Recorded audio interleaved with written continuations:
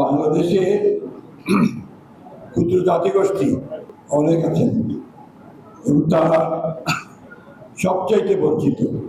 এই দেশে দুর্ভাগ্যক্রমে তাদের যে ন্যায্য অধিকার, সে অধিকার থেকে তারা বঞ্চিত হয়েছে।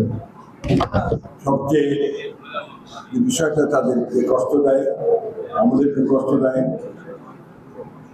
সেটা হচ্ছে যে তাদের জমি নিয়ে নেওয়ার চেষ্টা করা হয়।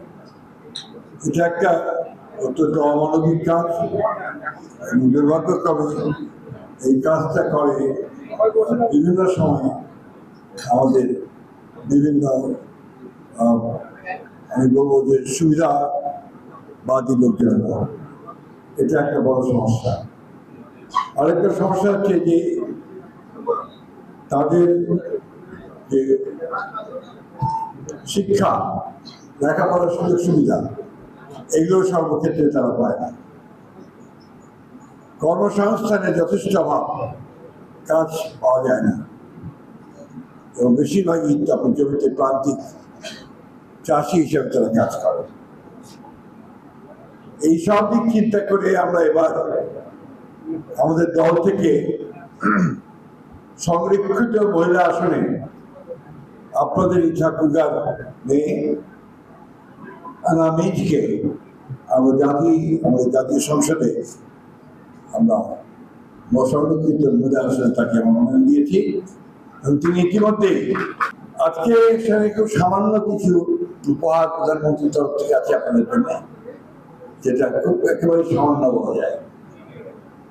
কিন্তু এটা একটা নিদর্শন, এটা হচ্ছে একটা সিম্বলিক একটা উপহার, যেটাতে আমরা আমাদের এই সরকারের যে মানসিকতা, যেটা আমাদের সরকার করতে চায়, অর্থাৎ বৈষম্য দূর করে সকল শ্রেণীর মানুষকে তারা এক জায়গায় আনার চেষ্টা করতে চায়, সেই কাজগুলো আমরা করতে চাই।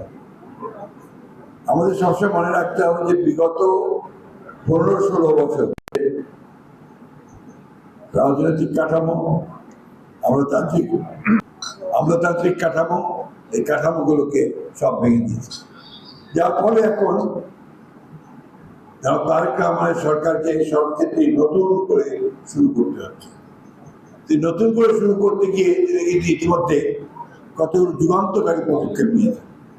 প্রথম হচ্ছে যে তিনি একটা ফ্যামিলি কার্ড ইন্ট্রোডিউস করেছেন, যেখানে একেবারে গ্রামের সবচেয়ে দরিদ্র পরিবারগুলোকে তাদের প্রধানকে আপনার একটা করে ফ্যামিলি কার্ড দেওয়া হবে আর 2,500 টাকা করে প্রতি মাসে তাদেরকে দেওয়া হবে। অর্থাৎ এই মহিলাদেরকে ক্ষমতায়ন করে নারীদের যে বিশেষ অবস্থান সেটাকে আরো জোরদার দেওয়া হবে। বলতে চাই, কথা বলতে হবে, সোচ্চার হতে হবে, নিজের দাবি দাওয়াগুলোকে সামনে নিয়ে আসতে হবে। এইবারের মতো প্রথম বাংলাদেশের কোন রাজনৈতিক দল আমাদের নৃগোষ্ঠীর সমতলের নৃগোষ্ঠীর এই মনোনয়ন দিয়েছে।